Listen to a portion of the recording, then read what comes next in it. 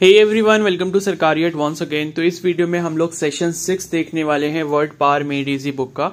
तो word power made easy का हम लोग कंप्लीट जितने भी सेशन हैं उनको कर रहे हैं एंड 1 to 5 हमने ऑलरेडी कंप्लीट कर लिया। अगर आपने वो नहीं देखे हैं तो कमेंट सेक्शन में आपको प्लेलिस्ट का लिंक मिल जाएगा, तो उस प्लेलिस्ट में जाके आप प्रीवियस जितने भी 1 to 5 सेशन हैं वो आप उनको कंप्लीट कर सकते हैं। ठीक है, तो वर्ड पावर मेड इजी काफी अच्छी बुक है अगर आप वोकैब जो है अपना स्ट्रॉन्ग करना चाहते हैं, बिकॉज ये बुक ऐसी है जिसमें हम रूट वर्ड्स के थ्रू काफी सारे न्यू वर्ड्स को सीख सकते हैं। ठीक है, तो ये बुक काफी अच्छी है। आप एक बिगिनर हो एंड किसी भी एंट्रेंस एग्जाम की अगर आप प्रिपरेशन कर रहे हो एंड उसमें इंग्लिश जो है वो आपका सब्जेक्ट पूछा जाएगा सिलेबस में, तो ये बुक काफी अच्छी है स्टार्ट करने के लिए। तो सबसे पहले हम यही बुक को कंप्लीट कर रहे हैं एंड उसके बाद जो एसपी बख्शी वाली बुक है उसके थ्रू हम जितने भी बाकी बचे हुए ग्रामर के टॉपिक्स हैं उनको कंप्लीट करेंगे। ठीक है, तो अगर आप इस इंग्लिश कोर्स को कंटिन्यू रखना चाहते हो एंड रेगुलर देखना चाहते हो तो आपसे भी रिक्वेस्ट है कि चैनल को जरूर सब्सक्राइब कर लेना एंड बेल आइकन को प्रेस कर लेना, बिकॉज 1 जनवरी 2024 से ये रेजोल्यूशन लिया है मैंने कि हर दिन जो है मैं एक सेशन जो है इसका अपलोड करूंगा।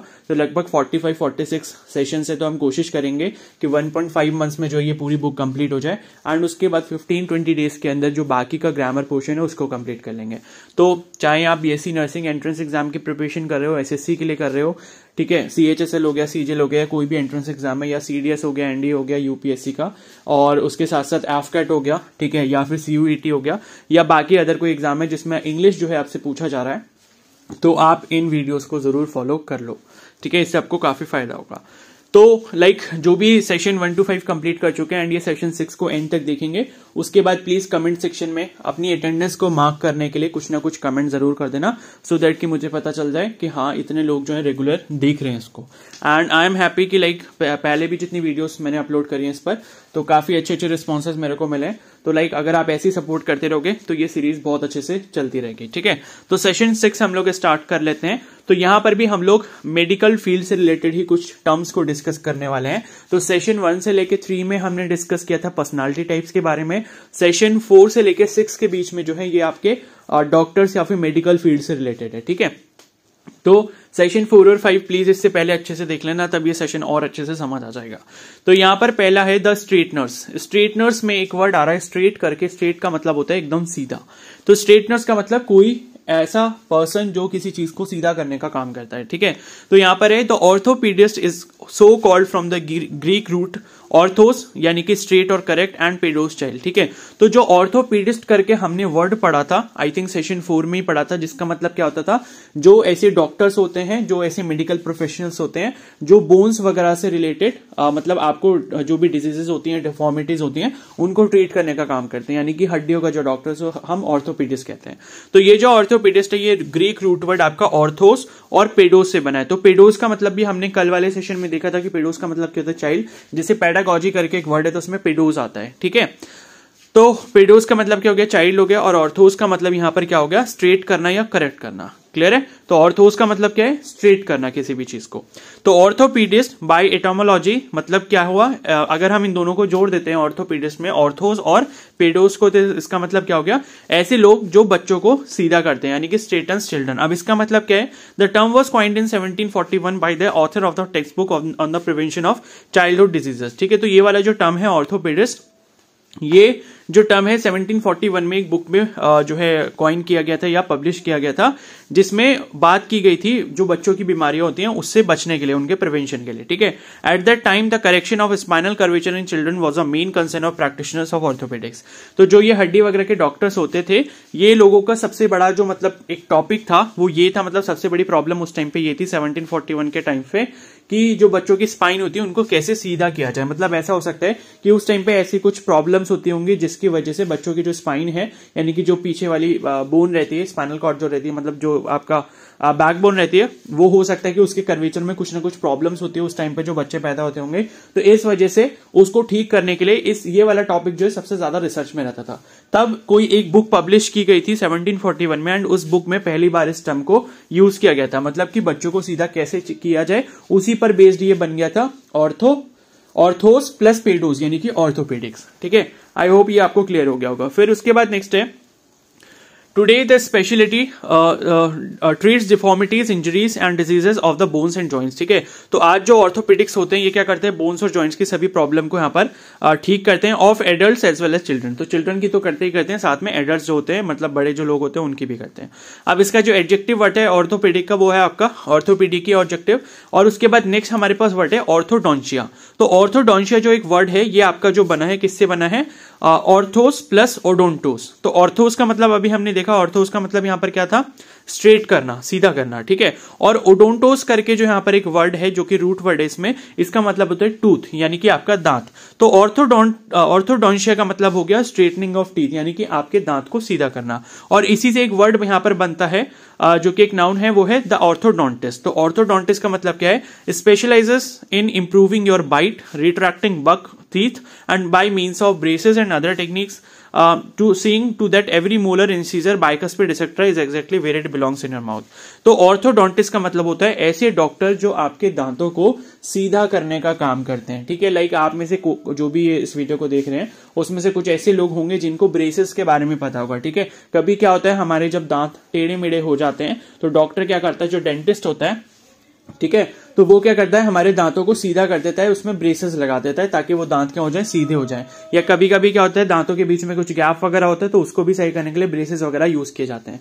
तो ये काम जो करता है ये कौन करता है, ऑर्थोडोंटिस्ट करता है। ठीक है, क्योंकि देखो क्या होता है, डेंटिस्ट हम सभी दांत वाले डॉक्टरों को बोल देते हैं, लेकिन उसमें भी काफी सारे होते हैं। ऑर्थोडोंटिस्ट होता है और भी अलग अलग तरीके की स्पेशलाइजेशन होते हैं। तो ऑर्थोडोंटिस्ट मतलब जो आपके दांतों का अरेंजमेंट जो उनको सही करे। ठीक है, तो ये हो गया ऑर्थोडोंटिस्ट। उसके बाद नेक्स्ट हम हार्ट से रिलेटेड बात करेंगे, द हार्ट। तो हार्ट के बारे में हमने पढ़ा था कि हार्ट से रिलेटेड जो डॉक्टर होते हैं, हार्ट के एलिमेंट्स को जो ट्रीट करते हैं उन्हें कार्डियोलॉजिस्ट कहते हैं। तो cardiologist combines cardia meaning heart and logos mean science. तो कार्डियोलॉजिस्ट जो हमारा वर्ड बनता है वो दो ग्रीक रूट वर्ड से बनता है। पहला है कार्डिया, KARDIA है, कार्डिया का मतलब होता है हार्ट, एंड लोगोस का मतलब हम ऑलरेडी पढ़ चुके हैं, लोगोस का मतलब क्या है, साइंस, जैसे कि हमने गायनेकोलॉजी में पढ़ा था, फिजियोलॉजी में पढ़ा था। ठीक है, ये हो गया, तो लोगोस का मतलब हो गया साइंस। तो द स्पेशलिटी इज कार्डियोलॉजी, तो इसका जो स्पेशलिटी होती है कार्डियोलॉजी होती है। और इसका जो एडजेक्टिव वर्ड है वो है कार्डियोलॉजिकल। ठीक है, तो कार्डियोलॉजिस्ट का मतलब क्या है कि हार्ट की जो साइंस है, यानी कि हार्ट की जो स्टडी है या हार्ट का जो ट्रीटमेंट करने के लिए जो स्पेशलाइज्ड डॉक्टर है उन्हें हम कार्डियोलॉजिस्ट कहते हैं। उसके बाद नेक्स्ट है so a cardiac condition refers to some mal functioning of the heart. तो इसका मतलब यह है अगर हम रिलेटेड टू हार्ट कुछ भी बात करें तो वहां पर हम टर्म यूज कर सकते हैं कार्डियक। ठीक है, तो कार्डियक कहीं पर भी टर्म आता है तो इसका मतलब है कि हार्ट की फंक्शनिंग से रिलेटेड हम कुछ बात कर रहे हैं। और कार्डियोग्राम जो होता है ये एक इलेक्ट्रिकली प्रोड्यूस रिकॉर्ड होता है हार्ट बीट का। ठीक है, तो कार्डियोग्राम बेसिकली क्या है, ये आपका इलेक्ट्रिकली प्रोड्यूस रिकॉर्ड है हार्ट बीट का। कार्डियोग्राम बेसिकली क्या होता है, जो आपका ग्राफ होता है, मतलब दो यहां पर चीजें होती हैं, एक होता है कार्डियोग्राफ और एक होता है कार्डियोग्राम। तो यहां पर नेक्स्ट लाइन में देखो क्या लिखा है, the instrument that produces this record is called a cardiograph. ठीक है, तो यहां पर इसको ऐसे समझ सकते हो, लाइक आपने एक मेडिकल फील्ड में टर्म सुना होगा ECG। ठीक है, उसे हम इलेक्ट्रोकार्डियोग्राफ बोलते हैं। तो इलेक्ट्रोकार्डियोग्राम बेसिकली क्या होता है, ECG वो इसी से रिलेटेड होता है। ECG का मतलब ये कि लाइक जब भी डॉक्टर ये चेक करता है आपका हार्ट वगैरह में कुछ भी, अगर उसको लगता है कि कुछ प्रॉब्लम है या कुछ एबनॉर्मलिटी है तो वो आपको बोलते हैं कि भाई आप जो है अपना ECG करवा लो, यानी कि इलेक्ट्रोकार्डियोग्राम करवा लो। तो उसमें ECG में जो आपका कार्डियोग्राम होता है, कार्डियोग्राम का मतलब है ग्राफ पेपर। तो जब वो लीड्स लगाते हैं आपकी बॉडी के ऊपर एंड उसके बाद वो मशीन आपको एक प्रिंट आउट देती है जो कि एक ग्राफ पेपर होता है जिसपे आपकी हार्ट की जो होती है पल्सेस आ रही होती हैं। ठीक है, उसका एक ग्राफ बन के आ जाता है, उसको हम कार्डियोग्राम बोलते हैं। ठीक है, यही थोड़ा सा देखो कंफ्यूजन होता है क्योंकि जिस टर्म में ग्राफ आ रहा है वो एक्चुअली में इंस्ट्रूमेंट है या मशीन है, लेकिन जो एक्चुअल में ग्राफ पेपर आता है उस ग्राफ पेपर को हम कार्डियोग्राम कहते हैं। तो ये थोड़ा सा आपको ध्यान रखना है। ठीक है, तो कार्डियोग्राफ वो मशीन हो गई जिससे हम ये ECG करते हैं, और कार्डियोग्राम आपका वो वाला ग्राफ पेपर हो गया जिसपे वो ग्राफ बन के आता है जो आपकी हार्ट की कंडीशन को बताता है कि भाई आपका हार्ट जो है वो सही से काम कर रहा है या नहीं कर रहा है। ठीक है, तो इसको थोड़ा सा ध्यान रखना। उसके बाद नेक्स्ट है यहाँ पर द नर्वस सिस्टम। अब हम नर्वस सिस्टम के बारे में देखेंगे। तो हमने प्रीवियस सेशन में एक टर्म देखा था न्यूरोलॉजिस्ट करके, या न्यूरोलॉजिस्ट जिसे बोलते हैं। तो न्यूरोलॉजिस्ट का मतलब यहाँ पर क्या होता था कि जो ब्रेन, स्पाइनल कॉर्ड या फिर नर्वस सिस्टम से रिलेटेड डिजीजेस को या प्रॉब्लम्स को ट्रीट करने के लिए जो स्पेशलिस्ट डॉक्टर होते हैं। ठीक है, तो neurologist derives from Greek neuron. Neuron का मतलब क्या होता है, नर्व होता है, ये मैंने आपको पहले भी बताया था। और लोगोस का मतलब यहाँ पर क्या है, साइंस है। तो यानी कि नर्व की साइंस जो होती है, यानी कि नर्व के बारे में जो चीज स्टडी वगैरह की की जाती है जिस फील्ड में, उसे हम न्यूरोलॉजी कहेंगे, और उसके जो स्पेशलिस्ट होते हैं उनको हम न्यूरोलॉजिस्ट कहेंगे। ठीक है, न्यूरोलॉजिस्ट भी बोल सकते हो, न्यूरोलॉजिस्ट जो है उसका करेक्ट प्रोनाउंसिएशन होता है। ठीक है, न्यूरोलॉजिस्ट। तो यहां पर स्पेशलिटी क्या हो गई इसकी, न्यूरोलॉजी हो गई, न्यूरोलॉजी हो गई, और एडजेक्टिव वर्ड जो हो गया इसका न्यूरोलॉजिकल हो गया। ठीक है, उसके बाद नेक्स्ट है यहां पर जो इसी से वर्ड बना है वो है न्यूरैल्जिया। तो न्यूरैल्जिया मतलब, या न्यूरैल्जिया का मतलब यहां पर क्या होता है, it is acute pain along the nerves and their branches. The word comes from neuron plus algos. Algos का मतलब क्या है, पेन है। ठीक है, तो एल्गोस का मतलब क्या होता है, पेन होता है, और न्यूरॉन का मतलब क्या होता है, नर्व्स। तो नर्व्स में अगर कोई पेन वगैरह होता है, या जहां पर नर्व्स की ब्रांचेस होती है वहां पर अगर हल्का फुल्का पेन आपको होता है, तो उस कंडीशन को हम न्यूरैल्जिया बोलते हैं। ठीक है, तो न्यूरैल्जिया का मतलब क्या, कि नसों में थकान या फिर दर्द वगैरह इस टाइप की जो भी चीजें होती हैं तो उसे हम न्यूरैल्जिया बोलते हैं। उसके बाद नेक्स्ट है यहाँ पर न्यूराइटिस। तो बेसिकली ये जितनी भी मतलब प्रॉब्लम्स हैं या डिजीजेज हैं, ठीक है, आप ऐसा करके बोल सकते हो। तो न्यूराइटिस का मतलब यहाँ पर क्या है, इन्फ्लेमेशन ऑफ द नर्व्स। तो न्यूराइटिस न्यूरॉन से बना है, और ये जो आइटिस करके जो वर्ड है मतलब कि लाइक इन्फ्लेमेशन। जैसे हमने कल एक वर्ड पढ़ा था पिछले सेशन में, डर्मेटाइटिस। तो डर्मेटाइटिस में क्या था, इन्फ्लेमेशन ऑफ द स्किन, क्योंकि डर्मा का मतलब क्या होता है, स्किन होता है। तो उसी तरीके से यहाँ पर न्यूराइटिस हो गया। न्यूराइटिस का मतलब इन्फ्लेमेशन ऑफ द नर्व्स। उसके बाद नेक्स्ट है यहाँ पर न्यूरोसिस। न्यूरोसिस या न्यूरोसिस का मतलब क्या हुआ, combining neuron with Oasis. Oasis का मतलब क्या है यहाँ पर, मीनिंग अबनॉर्मल और डिजीज कंडीशन। तो न्यूरोसिस का मतलब कि आपकी नर्व्स में कुछ ना कुछ गड़बड़ है, कुछ एबनॉर्मलिटी है। ठीक है, is not despite its etymology और disorder of the nerves but rather described by the late Eric Berne, a psychiatrist. ठीक है, तो न्यूरोसिस का मतलब बेसिकली ये है कि आपकी नर्व्स में कुछ ना कुछ डिसऑर्डर है, कुछ ना कुछ प्रॉब्लम है, बस उसको जो है सिंबलाइज करने के लिए हम न्यूरोसिस वर्ड का इस्तेमाल करते हैं।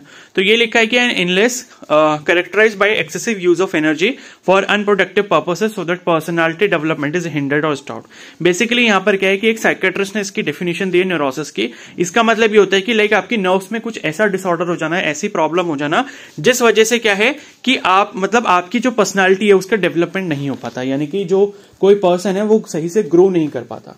ठीक है, बिकॉज क्या है कि लाइक आपको नसों में अगर कोई भी दिक्कत है तो क्या है कि ब्लड फ्लो में कुछ प्रॉब्लम हो सकती है, या फिर जो ब्रेन से सिग्नल जा रहा है पूरे बॉडी में, या पूरी बॉडी से जो ब्रेन में सिग्नल जा रहा है वो सही से नहीं जा पा रहा है, उसमें कुछ ना कुछ रुकावट आ रही है। ठीक है, तो लाइक आप एक ऐसी कंडीशन मान सकते हो लाइक जिसमें क्या होता है, कोई भी इंसान अपने रेगुलर जो चीजें होती हैं उनको सही से नहीं कर पाता, यानी कि उसकी मेंटल स्टेट बिल्कुल सही नहीं है, तो ऐसी कंडीशन को हम न्यूरोसिस कहेंगे। ठीक है, A man who spends most of his time worrying about his health, counting his money, plotting revenge और washing his hands can hope for little emotional growth। ठीक है, लाइक ये सारी चीजें होती हैं। ठीक है, मतलब अजीब सी हरकतें होती हैं, लाइक हैंड्स को बार बार वॉश करना एंड अपने बारे में स्ट्रेस लेना काफी ज्यादा, हेल्थ के बारे में मतलब बार बार सोचते रहना, अपने पैसों को गिनना, मतलब अलग अलग चीजें होती हैं। ठीक है, काफी ज्यादा एबनॉर्मल बिहेवियर होता है न्यूरोसिस वाली कंडीशन में।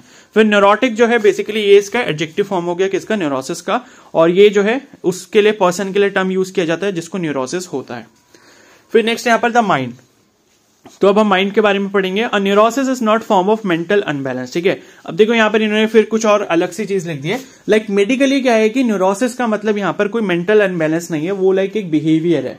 ठीक है, वो एक साइकोलॉजिकल बिहेवियर है जो मतलब हो सकता है किसी को भी, लेकिन एक्चुअली में मेडिकल अगर फील्ड में देखें या मेडिकली उस चीज को देखें तो न्यूरोसिस कोई भी मेंटल अनबैलेंस नहीं है। A full blown mental disorder is called a साइकोसिस। अगर मान लो कोई पूरी तरीके से दिमागी रूप से मतलब ठीक नहीं है, उसको कोई इस टाइप का मेंटल डिसऑर्डर है, तो उस डिसऑर्डर को हम साइकोसिस बोलते हैं। A word built on Greek psyche, यानी कि स्पिरिट, सोल और माइंड प्लस ओसिस। ठीक है, तो साइक का मतलब क्या होता है कि लाइक आप जो चीज सोचते हो, ठीक है, आपका माइंड हो गया, आपका सोल हो गया, जो चीज आप सोचते हो अपने दिमाग से उसको हम साइक बोलते हैं। ठीक है, तो उसी पर बेस्ड यहाँ पर एक वर्ड है साइकोसिस। साइकोसिस का मतलब कि लाइक आपके सोचने समझने की क्षमता जो है वो बिल्कुल बहुत बेकार है। ठीक है, मतलब आप किसी भी चीज को अच्छे से नहीं कर सकते। ठीक है, काफी ज्यादा मेंटल अनबैलेंस्ड स्टेट में हो। उसके बाद नेक्स्ट है a true psychotic has lost contact with reality, at least with reality as most of us perceive it. Though no doubt psychotic, note that this word like neurotic is both a noun and an adjective. People have their own form of reality. ठीक है, मतलब ये है कि जैसे हम चीजों को सोचते हैं, हम चीजों को देखते हैं, वैसे ये जो साइकोटिक पीपल होते हैं या साइकोसिस वाले जो लोग होते हैं वो ये चीजें नहीं कर पाते, लाइक उनके हरकतें कुछ अलग ही होती हैं। ठीक है, तो ये हो गया। और उसके बाद नेक्स्ट है built on psyche plus iatria, medical healing. ठीक है, इसी के बेस पर जो हमने साइकाट्रिस्ट एक वर्ड पढ़ा था तो वहां पर साइक प्लस इयर्ट्रिया, इयर्ट्रिया का मतलब हमने देखा था पहले भी मेडिकल हीलिंग होती है। ठीक है, तो उसी तरीके से यहाँ पर जो साइक वर्ड होता है, साइक का मतलब रिलेटेड टू योर माइंड हो गया, एंड एट्रिया का मतलब क्या हो गया, मेडिकल हीलिंग हो गया। तो इसी वजह से साइकेट्रिस्ट का मतलब यहाँ पर क्या है, माइंड हीलर, यानी कि जो आपके दिमाग को हील करे, यानी कि ठीक करने की कोशिश करे, ठीक है, तो उसे हम साइकेट्रिस्ट कहते हैं। द स्पेशलिटी साइकेट्री, और ये जो फील्ड रहती है इसको हम साइकेट्री कहते हैं, और इसका जो एडजेक्टिव वर्ड है वो आपका साइकेट्रिक है। फिर नेक्स्ट यहाँ पर paediatrics. Paediatrics as you know is built on iatria as is podiatry, ठीक है, और discuss in the next chapter, and geriatrics the speciality dealing with the particular medical needs of elderly. तो यहाँ पर दो वर्ड्स और हैं, जैसे कि पीडियाट्रिक्स है, पीडियाट्रिक्स हमने देखा था, लाइक पीडियाट्रिक्स जो है, पीडियाट्रिशियन जो होता है जो आपके छोटे बच्चों को जो भी डिसऑर्डर वगैरह होते हैं, जो डिजीजेस होती हैं, उनको ट्रीट करने के लिए जो डॉक्टर होते हैं उन्हें हम पीडियाट्रिशियन कहते हैं। तो पीडियाट्रिशियन से ही जो ब्रांच आई है पीडियाट्रिक्स, पीडियाट्रिक्स जो वर्ड आपका डिफाइन होता है वो पेडोस यानी कि चाइल्ड, और इट्रिया यानी कि मेडिकल हीलिंग। तो चाइल्ड की मेडिकल हीलिंग जो करते हैं उन्हें हम, उस ब्रांच को हम क्या कहते हैं, पीडियाट्रिक्स कहते हैं। और इसी तरीके से ग्रियाट्रिक्स होती है, ये आपके जो एल्डरली लोग होते हैं, यानी कि लाइक थोड़े से बूढ़ी एज वाले जो लोग होते हैं, ठीक है, उनके जो डॉक्टर होते हैं उनको हम गेरियाट्रिशियन कहते हैं, ठीक है। अभी हम इसको नेक्स्ट चैप्टर में पढ़ेंगे, ऐसा इसमें लिखा है। तो गेरियाट्रिक्स वो वाली फील्ड होती है जिसमें हम एल्डरली लोगों की जो भी प्रॉब्लम्स होती है, उनकी जो यूजुअल प्रॉब्लम्स होती रहती हैं, ठीक है, लाइक जोड़ों में दर्द हो गया, कमर में दर्द हो गया, ठीक है, ये सब जो चीजें होती है, थकान हो गई, सांस फूलना हो गई, तो लाइक जैसे जैसे एज बढ़ती है ये सारी जो प्रॉब्लम्स आती हैं एल्डरली लोगों को, उनको ट्रीट करने के लिए जो हमारी ब्रांच है साइंस की, उसे हम गेरियाट्रिक्स कहते हैं, ठीक है। उसके बाद नेक्स्ट यहाँ पर दिस स्पेशलिस्ट इज अ गेरियाट्रिशियन। तो ये मैंने आपको बता दिया, गेरियाट्रिशियन उसका स्पेशलिस्ट होता है। एडजेक्टिव जो इसका वो क्या है, गेरियाट्रिक है। तो ये हमारे सारे वर्ड्स यहाँ पर कंप्लीट हो गए हैं। और इसके बाद यहाँ पर जो है, मतलब ये इन्होंने इंग्लिश वर्ड रखा है, इसको छोड़ो अभी, और यहाँ पर इसके प्रोनाउंसिएशन लिखे हैं, ठीक है। तो पहला हमारा ऑर्थोपीडिक्स हो गया, फिर हमारा हो गया ऑर्थोपीडिक, फिर ऑर्थोडोंशिया, एंड उसके बाद ऑर्थोडोंटिस्ट, फिर ऑर्थोडोंटिक, फिर है आपका कार्डियोलॉजी, और फिर है कार्डियोलॉजिकल, फिर कार्डियक है, कार्डियोग्राम, ठीक है, कार्डियोग्राफ, ये हो गए। उसके बाद है हमारा न्यूरोलॉजी, ठीक है, फिर न्यूरोलॉजिकल, फिर न्यूरलजिया, एंड उसके बाद न्यूराइटिस, फिर आपका न्यूरोसिस, फिर उसके बाद न्यूरोटिक हो गया, फिर सिकोसिस, ठीक है, साइकोसिस भी बोल सकते हो, करेक्ट प्रोनाउंसिएशन जो है वो सिकोसिस है, ठीक है। तो सिकोसिस हो गया, सिकोटिक हो गया, एंड उसके बाद सिकियाट्रिक हो गया, सिकियाट्री हो गया, फिर जेरियाट्रिक्स, ठीक है, गिरियाट्रिक्स भी बोल सकते हो, जेरियाट्रिक्स भी बोल सकते हो, तो करेक्ट प्रोनाउंसिएशन इसका जेरियाट्रिक्स होगा, फिर जेरियाट्रिशियन हो गया, एंड उसके बाद जेरियाट्रिक हो गया। तो ये सारे वर्ड्स के आपके प्रोनाउंसिएशन हो गए यहाँ पे, ठीक है। अब इसको मैच कर लेते हैं, चलो। फर्स्ट वाला जो है ऑर्थोपेडिक्स, तो ऑर्थोपेडिक्स हमें पता है क्या होता है, ट्रीटमेंट ऑफ स्केलेटल डिफॉर्मिटीज, ठीक है। तो लाइक स्केलेटल सिस्टम से जो डिफॉर्मिटीज रिलेटेड होती है उनका ट्रीटमेंट जो करते हैं उन्हें हम ऑर्थोपेडिक्स कहते हैं। फिर नेक्स्ट है ऑर्थोडोंशिया, तो ये हमने देखा था टीथ से रिलेटेड है, तो स्ट्रेटनिंग ऑफ टीथ जो है, मतलब सॉरी, हाँ, स्ट्रेटनिंग ऑफ टीथ, यानी कि ऑप्शन सी जो करेक्ट आंसर है ऑर्थोडोंशिया। फिर न्यूरल्जिया क्या था, नर्व का पेन, एल्गोस का मतलब क्या होता है, पेन, और न्यूरो का मतलब क्या होता है, नर्व, तो नर्व पेन हो गया। फिर नेक्स्ट है न्यूराइटिस, न्यूराइटिस का क्या है यहाँ पर, इन्फ्लेमेशन ऑफ द नर्व्स, ठीक है। तो जैसे हमने डर्मेटाइटिस पढ़ा था वैसे न्यूराइटिस, आइटिस कहीं पर भी आएगा, मतलब कि उसका मतलब ये कि उसका इन्फ्लेमेशन हो रहा है, ठीक है। फिर जीरियाट्रिक्स, तो जीरियाट्रिक्स का मतलब यहाँ पर क्या हो गया, speciality dealing with medical problems of the elderly, ठीक है। फिर नेक्स्ट यहाँ पर कार्डियोग्राम, तो ग्राम मैंने आपको बताया था ग्राफ पेपर होता है, कार्डियोग्राफ क्या होता है, मशीन होती है। तो अब यहाँ पर देख लेते हैं, फर्स्ट का क्या है, ए है, यानी कि record of the heart beats. Second जो कार्डियोग्राफ है उसका क्या है, ई है, यानी कि instrument for recording heart beats. फिर नेक्स्ट है न्यूरोसिस, तो न्यूरोसिस हमने क्या देखा था, इमोशनल डिस्टर्बेंस, ठीक है। तो लाइक जो इमोशनल डिस्टर्बेंस रहती है, ठीक है। और एक हमने जो दूसरा वर्ड इसका देखा था वो क्या देखा था, सिकोसिस देखा था। लाइक उसमें तो कंप्लीटली बंदा आप ऐसे बोल सकते हो कि पागल जैसा हो जाता है, ठीक है। तो न्यूरोसिस में आपका इमोशनल डिस्टर्बेंस रहती है, मतलब आप कुछ भी हरकतें करते रहते हो, आपके बिहेवियर में काफी ज्यादा चेंज रहता है, इस टाइप का। फिर नेक्स्ट यहाँ पर सिकोसिस, फोर्थ वाला क्या यहाँ पर, बी, ठीक है, एक सेकेंड कुछ गड़बड़ हो गई आई थिंक, थर्ड का सी है, ठीक है, हाँ, और फोर्थ का बी है, मेंटल अनबैलेंस, ठीक है। तो लाइक मेंटली जब सब कुछ अनबैलेंस्ड होता है तो उसे हम सिकोसिस कहते हैं, और न्यूरोसिस के केस में इमोशनल डिस्टर्बेंस रहते हैं। फिर नेक्स्ट यहाँ पे सिकियाट्री, तो सिकियाट्री इज रिलेटेड टू, ये ऑप्शन डी है, ट्रीटमेंट ऑफ पर्सनालिटी डिसऑर्डर्स, ठीक है। तो उसे हम सिकियाट्री ब्रांच में पढ़ते हैं।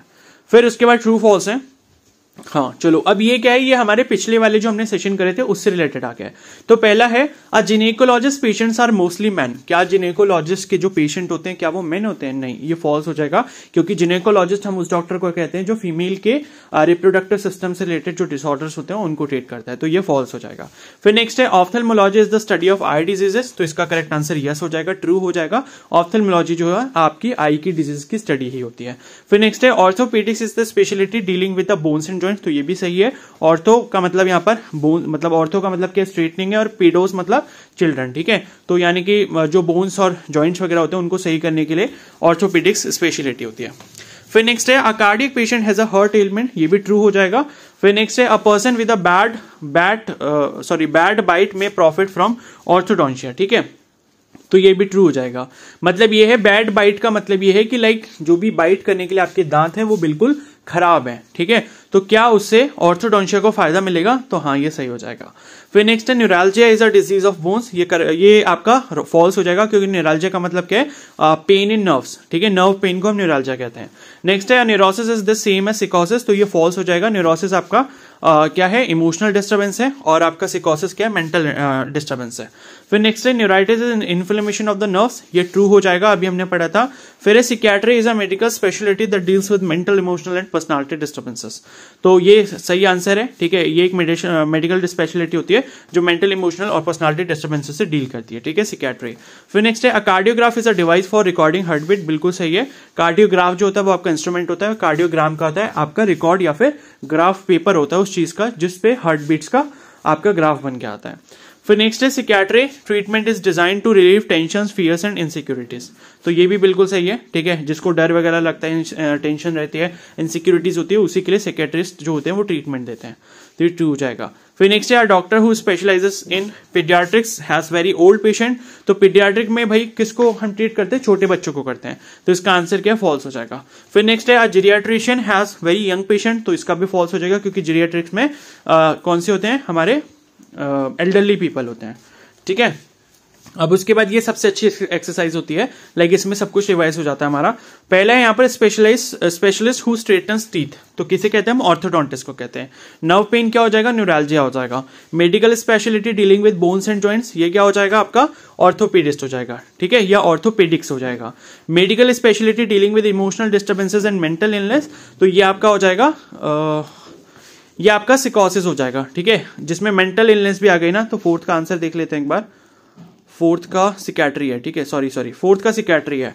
फोर्थ का सिकोसिस नहीं, सिकैट्री, मतलब मेडिकल स्पेशलिटी पूछे तो आपका सिकैट्री हो जाएगा। फिर नेक्स्ट है inflammation of the nerves. Inflammation of the nerves का मतलब न्यूराइटिस हो गया। उसके बाद नेक्स्ट है इमोशनल और पर्सनालिटी डिसऑर्डर, ये आपका क्या हो जाएगा? न्यूरोसिस हो जाएगा। फिर नेक्स्ट है मेंटली अनबैलेंस, ये आपका सिकोसिस हो जाएगा। Pertaining to the heart, cardiological हो गया। फिर नेक्स्ट है speciality dealing with medical problems of the elderly, इसका क्या हो जाएगा? जीरियाट्रिक्स हो जाएगा, ठीक है। फिर नेक्स्ट है instrument that records heart action, ये आपका कार्डियोग्राफ हो जाएगा। फिर record produce by such an instrument is called a cardiogram, ठीक है। तो यहां पर ये हो गया। ये और भी एक एक्सरसाइज दी है, ठीक है। स्पेशलिस्ट इन फीमेल एलिमेंट्स, ये क्या हो जाएगा? जिनेकोलॉजिस्ट हो जाएगा। स्पेशलिस्ट इन चिल्ड्रंस डिजीज, ये कौन हो जाएगा? पीडियाट्रिशियन हो जाएगा। Specialist in eye diseases, ophthalmologist हो जाएगा। Specialist in emotional disorder, psychiatrist हो जाएगा। Pertaining to medical treatment of the elderly, ये आपका जीरियाट्रिक हो जाएगा। Straightening of teeth, orthodontia. Personality disorder आपका ये हो जाएगा न्यूरोसिस, ठीक है। मेंटली अनबैलेंस, ये हो जाएगा सिकोटिक। फिर हो जाएगा principles of teaching. Principles of teaching आपका किस में आता है? पैडागोजी में आता है, ठीक है। ये हमने पिछले सेशन में करा था, ठीक है। अब यहां पर जो है कुछ और भी वर्ड्स हैं, ये आपके पिछले वाले जितने सेशन है उनसे रिलेटेड दिए हैं। इंटरनस का मतलब इनसाइड होता है, ठीक है। पेडोस का मतलब चिल्ड्रन होता है। पेडिस का मतलब क्या होता है? यहाँ पर फूट होता है, जैसे हमने पढ़ा था ना, पेडिस्ट्रियन, पेडल, पेडिस्टल, ठीक है। एगोगोस, ठीक है। एगोगोस का मतलब क्या होता है? लाइक हमने पढ़ा था ना, फोर्थ वाला, यहाँ पर देख सकते हो। एगोगोस का मतलब लीडिंग, ठीक है, जैसे आपका पैडागोजी में था, ठीक है। उसी तरीके से डेमोस का मतलब ऑफ द पीपल। डर्मा का मतलब स्किन। हाइपोस मतलब अंडर द स्किन, ठीक है। और ऑफ्थेल्मोस मतलब रिलेटेड टू आई हो गया। ऑकुलस मतलब रिलेटेड टू आई हो गया। और उसके बाद यहां पर जो है ऑप्सिस, ऑप्टिकोस हो गया। ऑप्टिशियन मतलब ये भी रिलेटेड टू आई हो गया। फिर मेट्रोन का मतलब मेजरमेंट हो गया। ऑर्थोस का मतलब रिलेटेड, मतलब स्ट्रेटनिंग हो गया, ठीक है। और उसके बाद ओडोंटोस, ठीक है, ओडोंटोस मतलब टूथ हो गया। फिर नेक्स्ट है कार्डिया मतलब रिलेटेड टू हार्ट। लोगोस मतलब साइंस। न्यूरॉन मतलब नर्व।